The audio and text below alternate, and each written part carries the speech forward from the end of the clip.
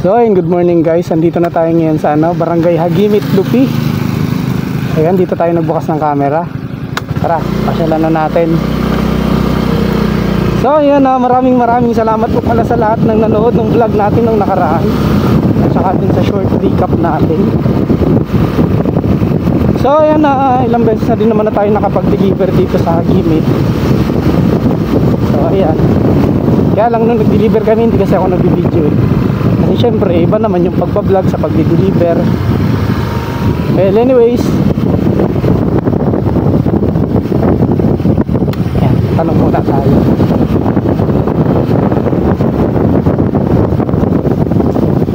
Nay, good morning po. Pasahin po na yung sentro po ng Hagimit. Ay, ito po. Ay, digdi po. Digdi, pasahin po ini. Sa lumang baryo po. Sa lumang baryo po. Pero naikutan pa man po siya. Dahil na po. Dahil na po. Mabal yung salog. Na Balyong salog po. Sige po. Kaya tinampong yan, sir. Sige po. Hali-hali na po kaya kung di nakabalik igdi. Salamat po. So yun, papunta pala yun ng lumang baryo, tapos tatawid ng ilog. So dito yung papunta ng sentro. So ayun, shoutout po sa lahat ng taga Hagimit, Lupi. So ayan, ito na tayo yung pinakang-sentro nila. So paano ba tayo dito iikot? So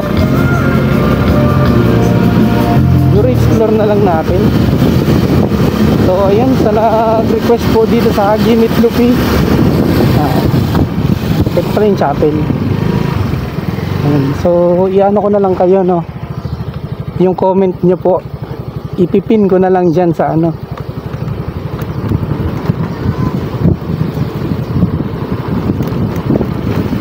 Hello po, good morning po. Sentro po ini ng Hagimit. Sige po.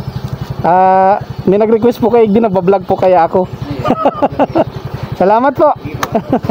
Good morning po ulit. So ayan, shoutout po sa mga napagtanungan natin ng mga sir. So ayun, next barangay tayo. Good na tayo dito sa Hagimit. So ayun, ganun na pala kaliit. Diyan tayo pumasok, tapos babalik na tayo. So yun, sa nag-request po ng Barangay Hagimit, maraming salamat po. So yan, maliit lang naman po pala yung barangay nyo. Ano po, konting ikot lang. So ayun, okay na din.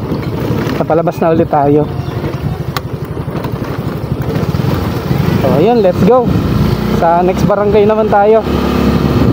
So ayan, maraming salamat po. Doon po sa nag-request ng Barangay Hagimit, abangan nyo na lang po yung post natin. Ano po. So ayan, ito na agad yung labasan. Yun, hanggang dito na lang po muna yung vlog natin from Hagimit. Maraming salamat po.